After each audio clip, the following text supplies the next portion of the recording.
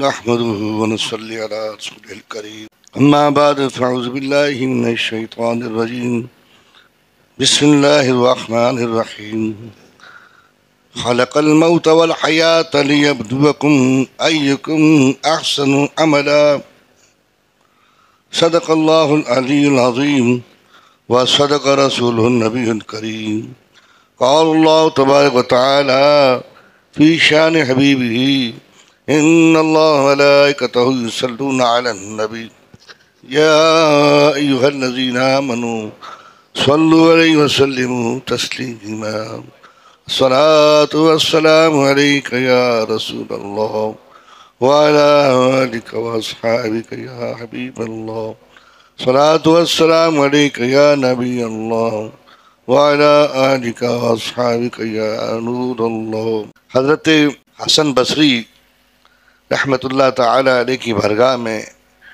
ایک عورت حاضر ہوئی اور عرض کی یا حضرت مجھے کوئی وظیفہ بتائیے، میری بیٹی کا انتقال ہو چکا، میں چاہتی ہوں کہ خواب میں اس کو حال دیکھوں کس حال میں ہے.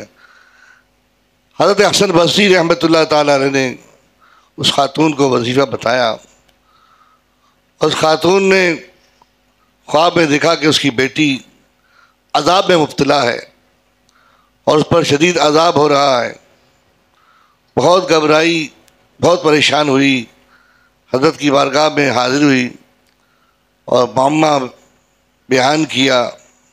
حضرت نے دعا کی.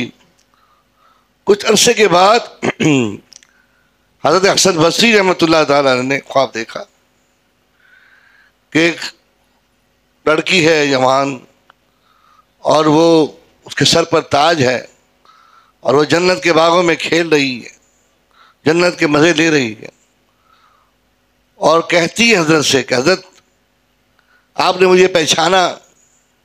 حضرت نے فرمایا تم کون ہو؟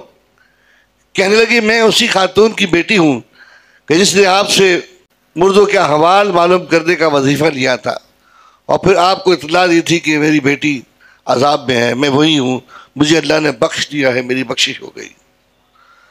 حضرت نے پوچھا کہ بیٹا یہ بتاؤ کہ تمہاری بخشش کس سبب سے ہوئی کہ تم پر تو عذاب تھا؟ وہ لڑکی کہنے لگی کہ حضرت بات یہ ہے کہ ایک شخص قبرستان سے قریب سے گزرا اور اس نے اللہ کے پیارے محبوب علیہ السلام پر درود پاک کا نذرانہ پیش کیا اور درود پاک پڑھ کے سارے قبرستان والوں کو ایصال ثواب کیا. اللہ جل سبحانہ نے سارے قبرستان والوں کی بخشش فرمائی. کوئی گل باقی رہے گا، نئے چمن رہ جائے گا، پر رسول اللہ کا دین حسن رہ جائے گا. اطلس و کم خواب کی پوشاک پر نازا ہو، اس تن بے جان پہ خاکی کفن رہ جائے گا. ہم سفیروں باغ میں ہیں، کوئی دم کا چہچہا، بلبلیں اڑ جائیں گی، سنا چمن رہ جائے گا. سب فنا ہو جائیں گے کافی وہ، لیکن ایک دن نعت حضرت کا زبانوں پہ سخن رہ جائے گا، نعت حضرت کا زبانوں پہ سخن رہ جائے گا. اللہ اکبر. ویران ہو آباد مکان، صبح قیامت اجڑا ہوا دل آپ کے جلووں سے خوشحال ہو. ڈھونڈا ہی کریں صدر قیامت کے سپاہی، وہ کس کو ملے جو تیرے دامن میں چھپا. ہمارے پاس تو ایک ہی آسرا ہے.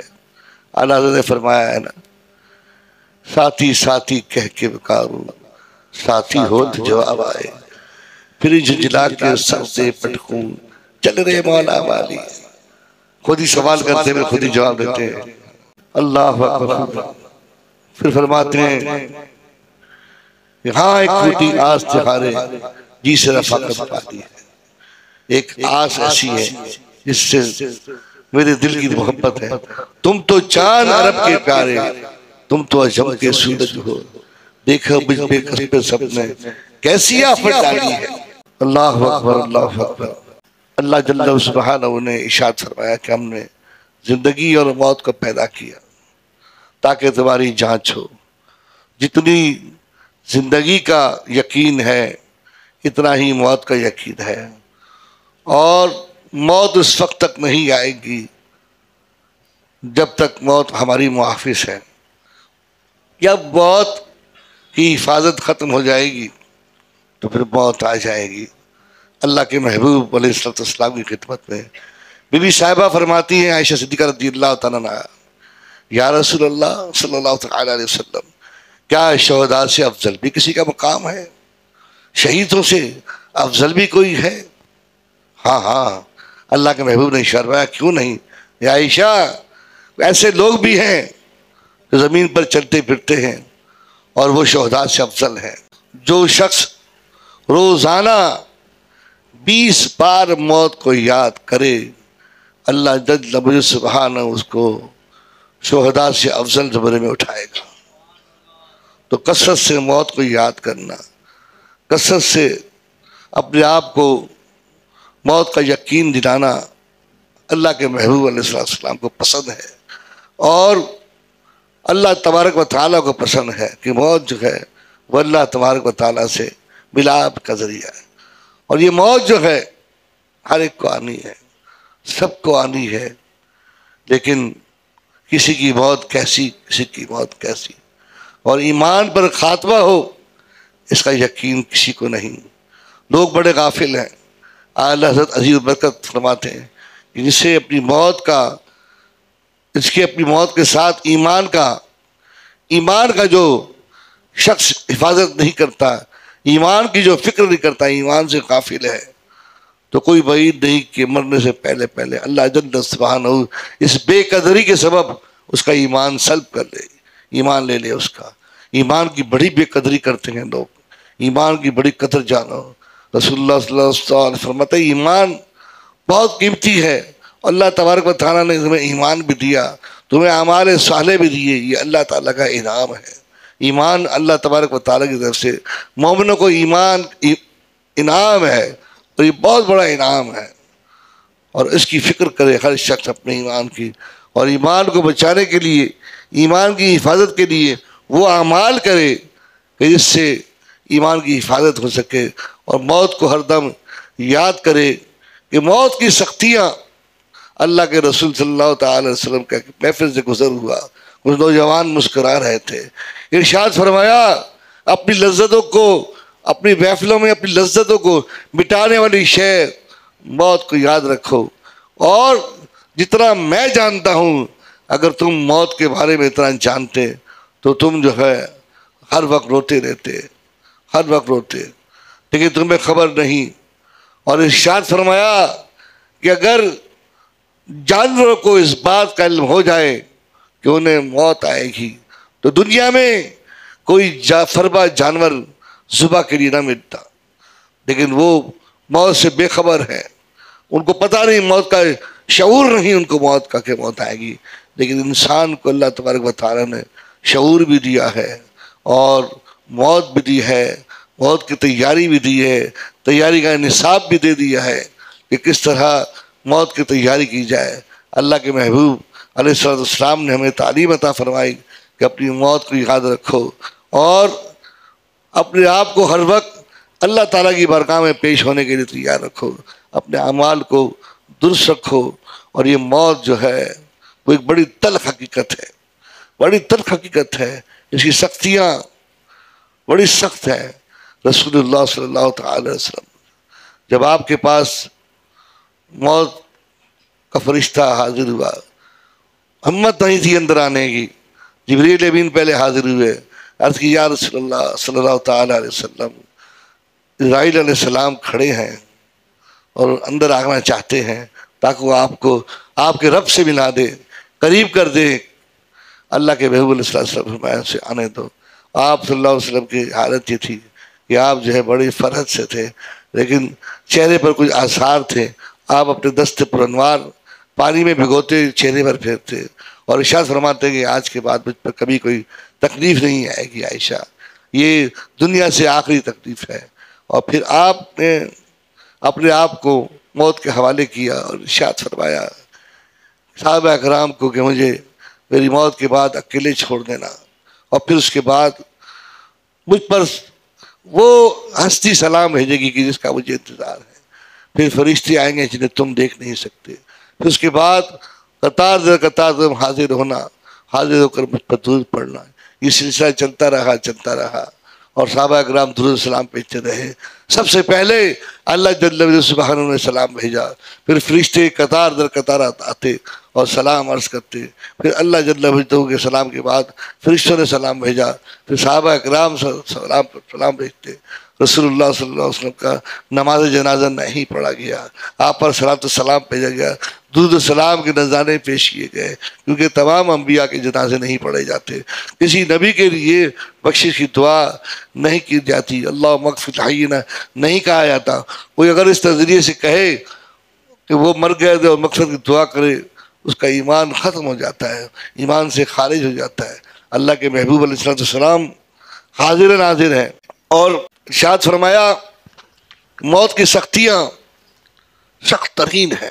امام غزالی لکھتے ہیں کہ 100 تلواریں اگر یک مشت کسی پر وار کیا جائے تلواروں سے تو موت کی سختیاں اس سے زیادہ سخت تر ہیں۔ اور کسی نے خواب میں غصہ قریب نبی علیہ السلام سے پوچھا کہ موت کے بارے میں کیا سختی ہے؟ شاید فرمایا کہ موت کی سختی ایسے ہے کہ جیسے زندہ پرندے کو تیل کی کڑھائی میں ڈال کر اس کو تلا جائے، اس سے زیادہ سخت موت کی سختیاں ہیں۔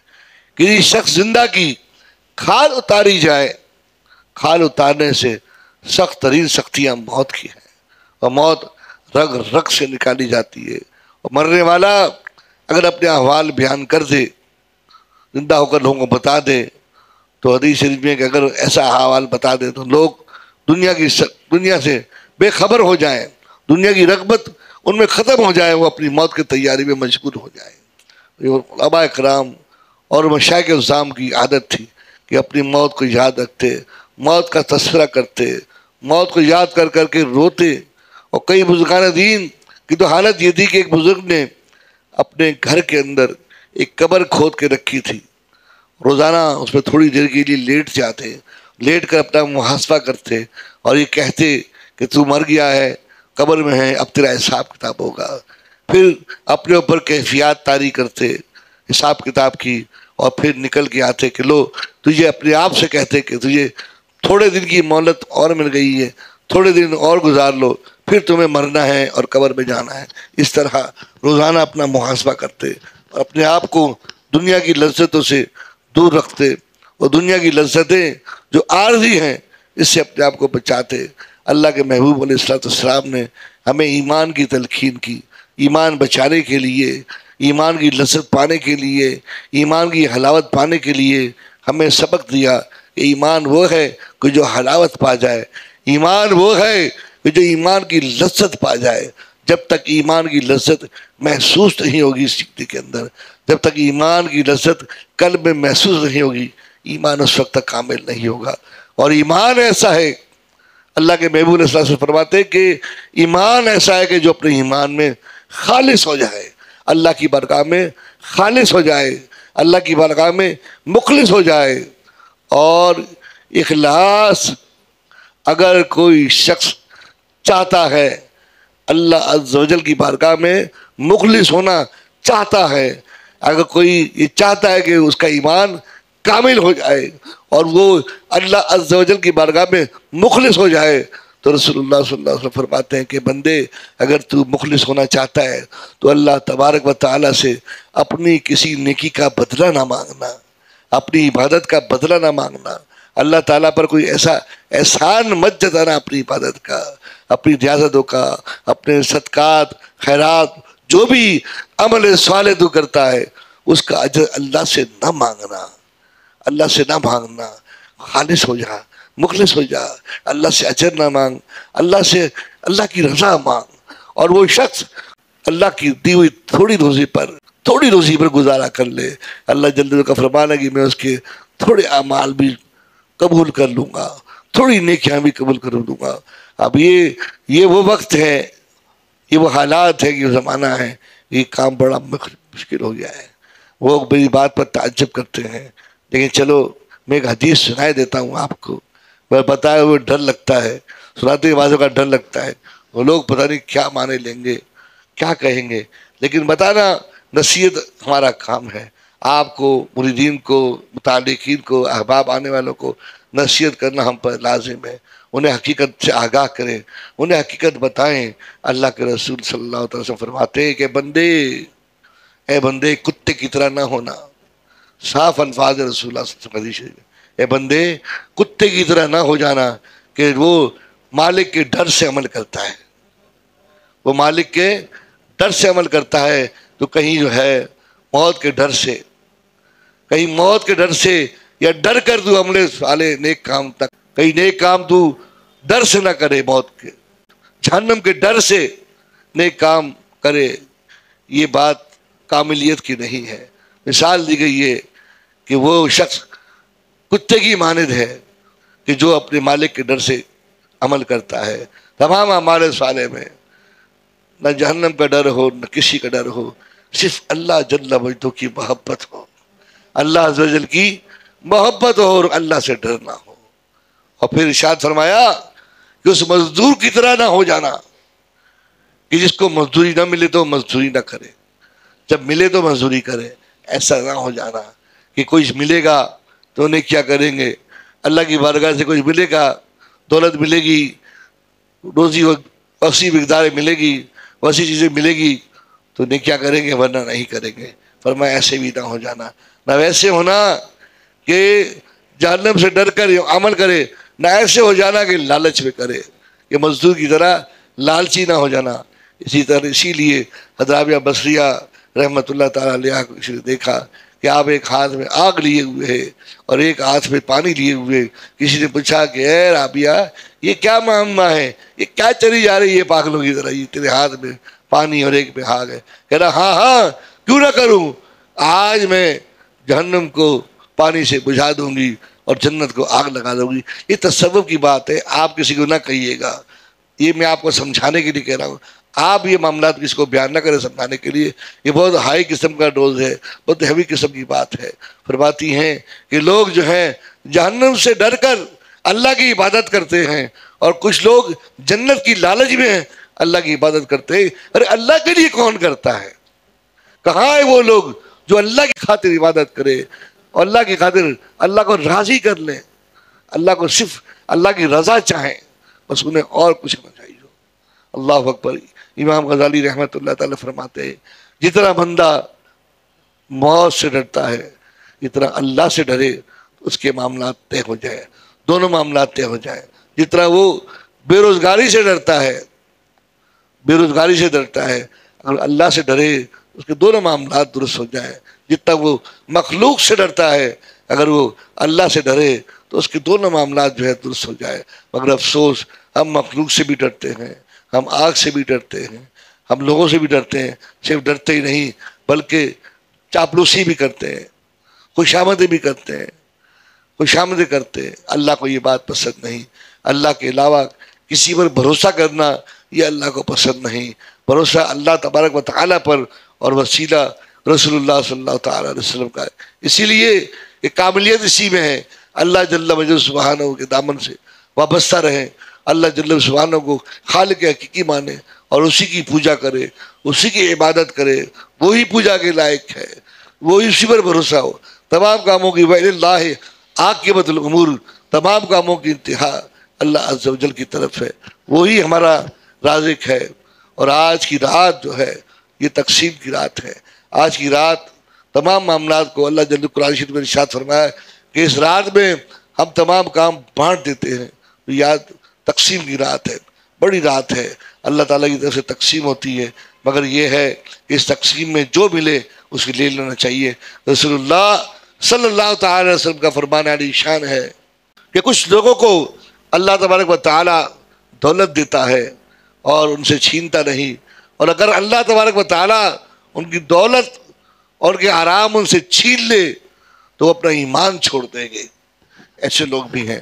اور بعض لوگوں کو اللہ تبارک و تعالیٰ متوسط رکھتا ہے، غربت میں رکھتا ہے، مسلمان ہوتے ہیں وہ غربت میں رہتے ہیں، وہ ایسا ہے کہ اللہ تبارک و تعالیٰ اگر ان کو دولت دے دے تو مست ہو کر اپنا ایمان چھوڑ دیں گے۔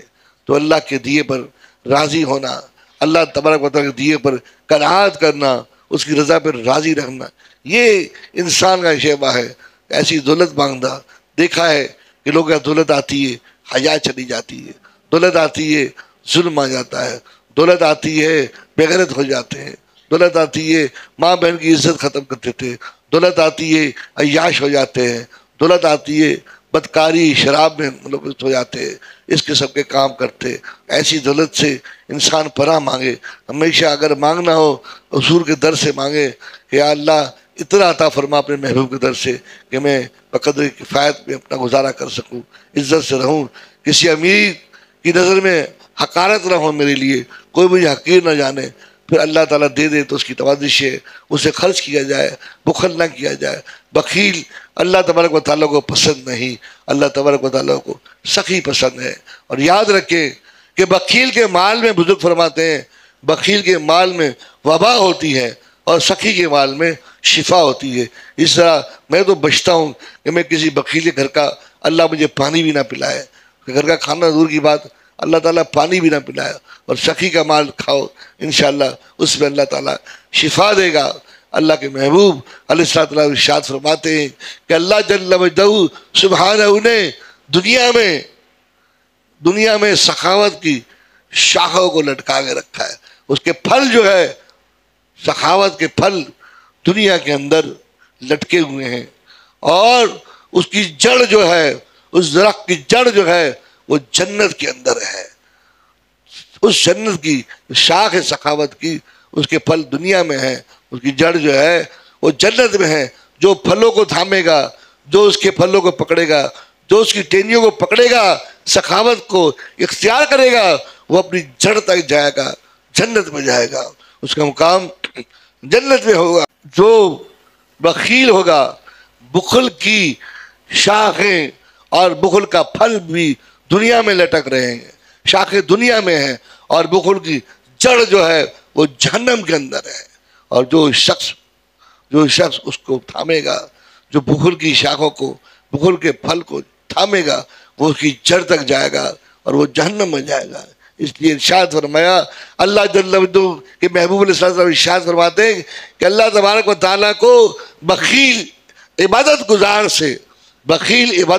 سے فاسق فاجر مسلمان جو ہے سخی ہو وہ زیادہ پسند ہے، گناہگار سخی زیادہ پسند ہے۔ بخیل جو ہے تہجد گزار بھی ہو، عبادت گزار بھی ہو، اللہ تعالیٰ کو پسند نہیں ہے۔ اس لیے اعمال صالح کے اندر سخاوت کا بڑا، یہ نہ سمجھیں کہ ہم نے آستانہ پیسوں کے لیے کھولا ہوا ہے، ہمیں پیسے آتے ہیں، اللہ اکبر اللہ اکبر۔ مجھے آج تک جو ہے کبھی کسی نے پیسے نہیں دیے، کبھی نذرانہ نہیں دیا، نہ میں نے اپنے گھر پر خرچ کیا۔ یہاں بڑی مشکل سے بڑی محنت سماج کر کے سال کے بعد بڑے رکاوٹ کہہ بار کہہ کے کئی جانے بچھانے لوگ جو ہیں وہ زکوٰۃ دے جاتے ہیں۔ وہی بڑی محنت سماجت کے بعد چندہ دینا ہمیں آستانے کے لیے یا تنظیم کے لیے تو بہت بڑی بات ہے، بہت دور کی بات ہے۔ چندہ دینا درکنار، زکوٰۃ کے پیسے وہ بھی ہم امین امت کے طور پر بیٹھے ہوئے ہیں، ہمارے پاس الحمدللہ اپنی زکوٰۃ بھی نکلتی ہے، اللہ کا شکر ہے۔ صاحب مال ہیں ہمارے خاندان گھر والے، حضرت اویس بھائی کی بھی ماشاءاللہ صاحب مال ہیں سب، ہمیں پیسوں کی ضرورت نہیں پڑتی، لیکن آستانے کے لیے غریبوں کے لیے دل چاہتا ہے کہ غریبوں کو نہیں، اور ہم کسی غریب کو ایسا نہیں دیتے کہ جو غریب مانگنے والوں کا بھی نہیں دیتے۔ جو آتے لوگ یہاں تعویذات کے لیے اپنے مسائل بیان کرتے، کوئی ایسا شخص نظر آتا ہے ضرورت مند ہو، یا جو لوگ ضرورت مند ہیں غریب غربا ایسے کہ جو کسی سوال نہیں کرتے، سفید پوشے، ان کو ہم پھر دے دیتے ہیں۔ لیکن یہ کہ ہمارے پاس جو ہے نا امانت داری ہوتی ہے کہ ہم زکوٰۃ پہ امانت داری کرتے، وہ بھی کہہ بغیر کہہ تو کوئی لاگے جھے میں نہیں ڈال لگے، یہ امانت ہے، بار بار کہہ کے محنت سماجت کر کے پھر لوگ دیتے ہیں۔ اور جو ہے خیر ہمیں اس کی ضرورت بھی نہیں ہے، لیکن یہ کہ ہمارے پاس نہ تو چندہ ہوتا ہے کسی قسم کا، اور نہ ہم مطلب سوال کرتے ہیں نہ کرتے ہیں، لیکن یہ کہ اللہ تبارک و تعالیٰ کو سخاوت پسند ہے۔ سب سے پہلے زکوٰۃ کے حقدار آپ کے بھائی، آپ کے بہن، آپ کے گھر والے ہیں، اس کے بعد آپ کے پڑوسی ہیں، رشتہ دار ہیں، یہ حقدار ہوتے ہیں۔ اگر یہ کہ میرے خاندان میں تو ہے نہیں کوئی ایسا، لیکن یہ کہ آپ کے خاندان میں ایسے ہو تو ان کی مدد کرے گا، نہ ہو تو پھر یہ کہ امانت دار جو امین جس کو سمجھتے اس کو دے۔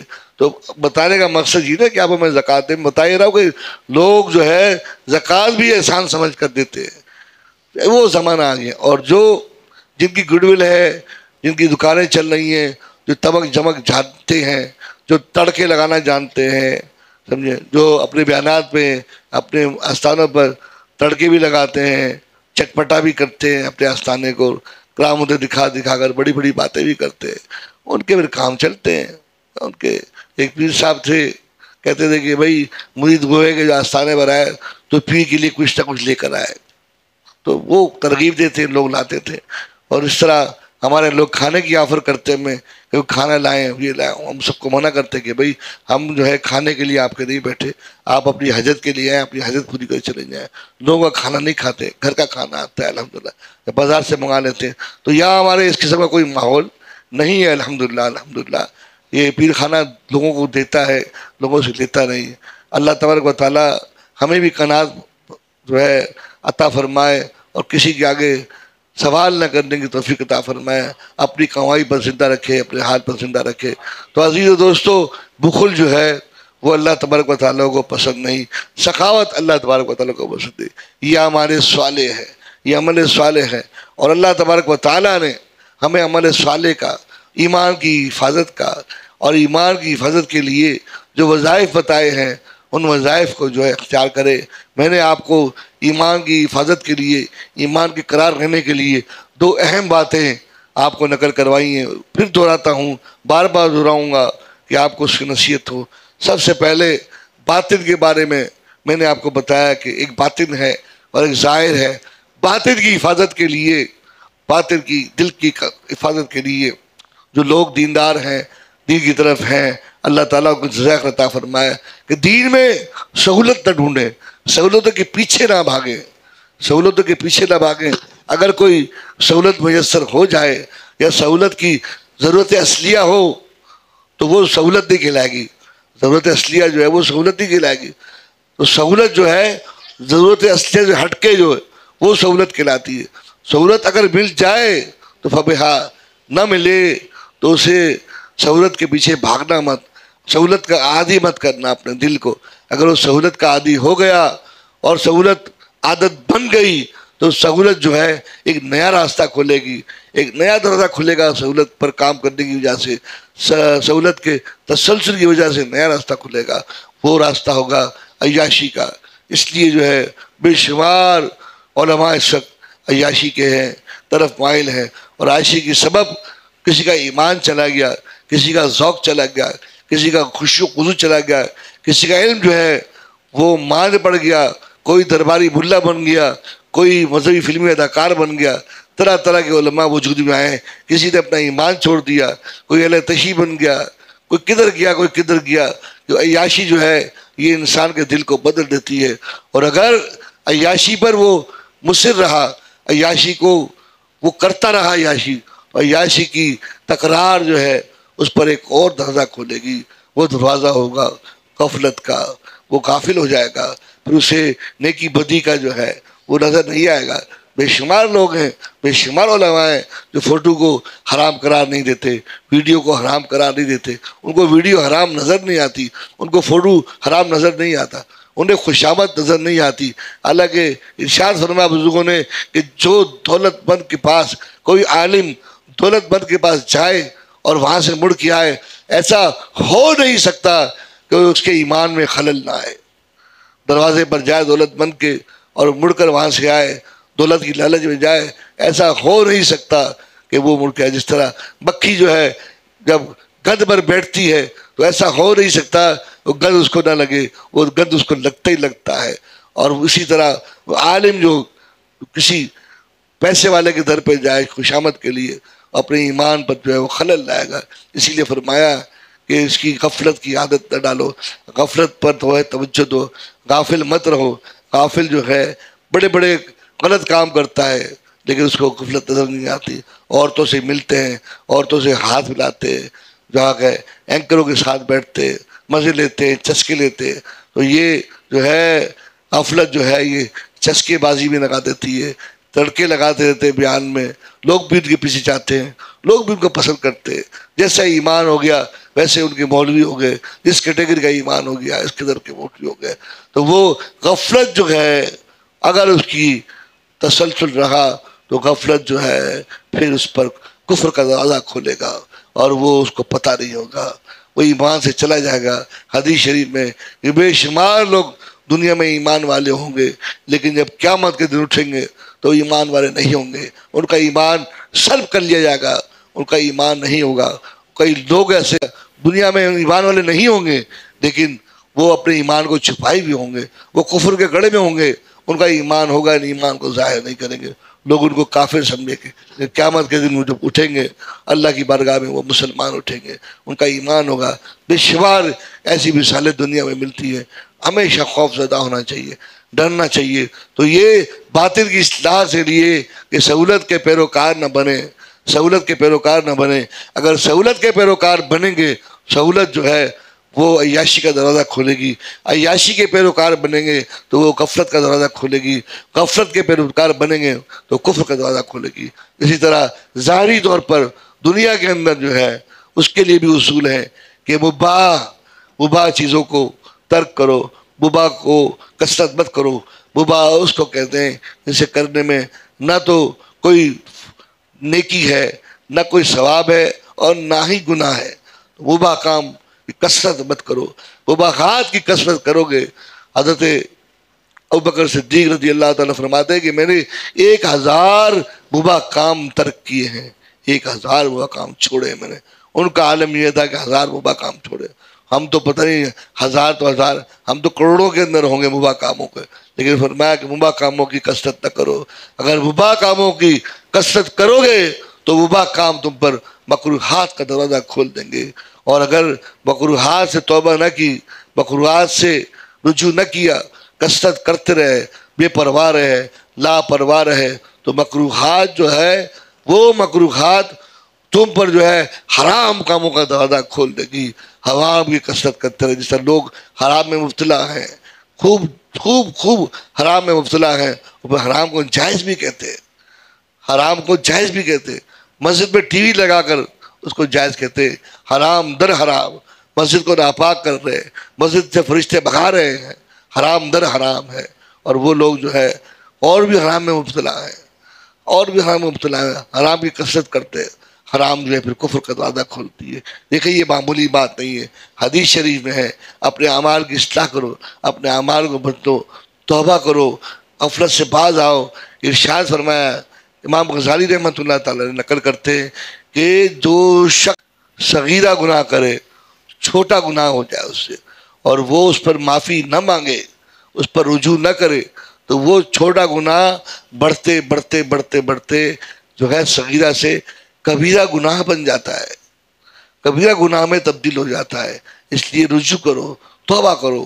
اور پھر ارشاد فرمایا کہ جو شخص جو ہے کبیرہ گناہ کا مرتکب ہو جائے، بڑا گناہ اسے سرزد ہو جائے، وہ اللہ عز و جل کی بارگاہ میں توبہ کرتا رہے، معافی مانگتا رہے، اللہ جل تبارک سبحانہ اس کے کبیرہ گناہ کو صغیرہ گناہ میں تبدیل کر دے گا۔ اور وہ صغیرہ گناہ ایسے ہوتے ہیں کہ انسان نماز پڑھ لے، فرض نماز پڑھ لے، دعا کر لے، یہ نیکیوں سے جو ہے کبیرہ گناہ جو ہے، صغیرہ گناہ جو ہے چھوٹی چھوٹی نیکیوں سے جو نا یہ ہو جاتے ہیں، لیکن کبیرہ گناہ جو ہے اس کو معاف کروانا مشکل ہوتا ہے، اور اس کے لیے بڑی تقویٰ کرنی پڑتی ہے، بڑے اس کے مسائل ہوتے ہیں۔ تو بار بار اگر کبیرہ گناہ پر توبہ کرتے رہیں گے اور اپنے آپ کو نادم کرتے رہیں گے، اللہ تعالیٰ سے معافی مانگتے رہیں گے، تو کبیرہ گناہ صغیرہ میں تبدیل ہو جائیں گے، اور صغیرہ گناہ چھوٹی سی نیکیوں سے، صدقے سے، خیرات سے، سخاوت سے، اور کسی بھی نیک کام سے وہ اللہ تعالیٰ ختم کروا دے گا۔ اسی لیے ارشاد فرمایا کہ اپنے ارادوں کو پاک رکھو، اپنے ارادوں کو پاک رکھو، اپنی نیت کو پاک رکھو، نیت میں فتور نہ لاؤ، نیت کو پاکیزہ رکھو، پاکیزہ ذہن، پاکیزہ ارادے، پاکیزہ نیتیں رکھو۔ حدیث شریف میں ارشاد فرمایا کہ نیت اور ارادے پاکیزہ اتنی اہمیت کے حامل ہیں، اتنی اہمیت کے حامل ہے کہ اگر کوئی شخص کو پتا چلے کہ فلاں جگہ یہ گناہ ہو رہا تھا، فلاں جگہ یہ گناہ ہو رہا تھا، یا ظلم ہو رہا تھا، یا یہ بد کام ہوا ہے، اور وہ اگر یہ کہے کہ معاذ اللہ یار اگر میں بھی وہاں ہوتا تو میں بھی مزید لیتا دیکھتا، تو وہ شخص کے نامہ اعمال میں گناہ لکھ دیا جاتا ہے۔ اگرچہ اس نے نہیں کیا گناہ، اگرچہ گناہ نہیں کیا، مرتکب نہیں ہوا، لیکن اس کے اندر ارادہ کرنے سے، نیت کرنے سے اس گناہ کا مرتکب ہو گیا۔ اسی طرح اگر کوئی شخص جو ہے کسی نیکی کے بارے میں اسے پتہ چلے کہ وہ وہاں پر نیکی کا کام ہوا اور وہ افسوس کرے کہ یار میں بھی وہاں ہوتا تو نیکی کا کام کر لیتا، میں بھی نیکی کر لیتا، میں بھی وہ کر لیتا۔ اگر نیکی کا کام کر لے، وہ نیک ارادے کر لے، اللہ جل سبحانہ اس کے اعمال میں نیکی کا ثواب دکھ دیتا ہے اور نیکی اس کو مل جاتی ہے۔ اس لیے اپنی نیتوں کو پاک رکھو، اپنے ارادوں کو پاک رکھو ہمیشہ۔ حضرت امام غزالی رحمۃ اللہ تعالیٰ لکھتے ہیں کہ ایک شخص جو ہے بنی اسرائیل میں قحط آ گیا، شدید قحط تھا، اور ایک شخص جو ہے ریت کے ٹیلے کے قریب سے گزر رہا تھا۔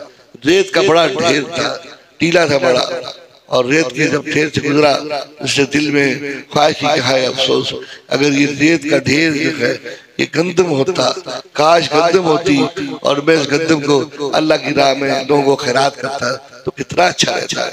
اللہ جل سبحانہ نے اس وقت نبی علیہ السلام کو بشارت دی، کہا کہ اس شخص سے جا کر کہہ دو کہ اس ریت کے ٹیلے کے برابر گندم صدقہ کرنے کا ثواب اللہ جل سبحانہ نے تمہیں عطا فرما دیا۔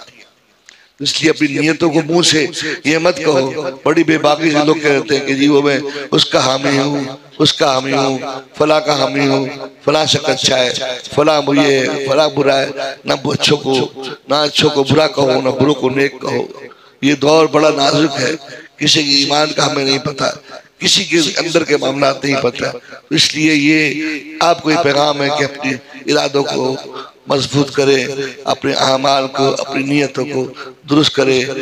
تحریک اسلام اسی لیے سرگرم ہے، اور الحمدللہ ہم نے جو طریقہ اختیار کیا ہے، ہم نے جو اصول بنائے وہ پھر میں دہرائے دیتا ہوں، اور اس کے دہرانے میں میرا مقصد ہے کہ یہ عوام تک، لوگوں تک پہنچے کہ ہم اللہ تبارک و تعالیٰ کی حاکمیت کو، اللہ تبارک و تعالیٰ کی حاکمیت کا نفاذ کرنا چاہتے ہیں، کہ اللہ تعالیٰ کی زمین پر اللہ جل سبحانہ کی حاکمیت کا نفاذ ہو، اور پیروی رسول اللہ صلی اللہ تعالیٰ علیہ وسلم کی، اور طریقہ صحابہ کرام علیہ السلام کا۔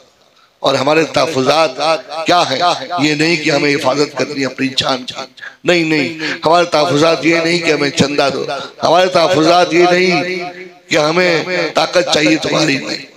ہمارے تحفظات، پہلے تحفظ یہ ہے کہ جو شخص جو ہے حدیث شریف کی، جو شخص حاکمیت کی، اقتدار کی ہوس رکھتا ہے یا خیال رکھتا ہے یا طلب کرتا ہے، اس کے لیے حرام ہے حاکمیت کی طلب کرنا، حرام ہے اس کی لالچ جلنا، حرام ہے۔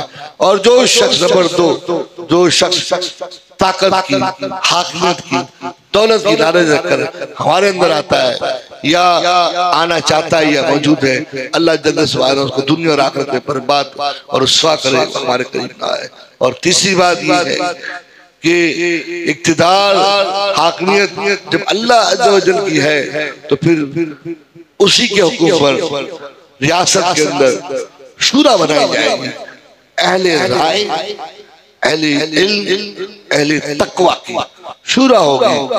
اور یہ شورا جو سینکڑوں کی تعداد میں، یہ شورا جو ہے کم از کم 12 علوم ان کو آتے ہوں گے، جس میں قرآن کی تعلیم سے لے کے، فقہ لے کے، تفسیر لے کے، علم حدود لے کر، علم تعزیر لے کر، علم ریاست لے کر، علم زراعت دے کر، علم منطق دے کر، عمرانیات دے کر 12 علوم سے آتے ہیں، اور وہ پھر اپنی مشاورت سے جو متقی پرہیزگار ہو اس کو اپنا امیر مقرر کرے۔ یہ ہے ہمارا پیغام۔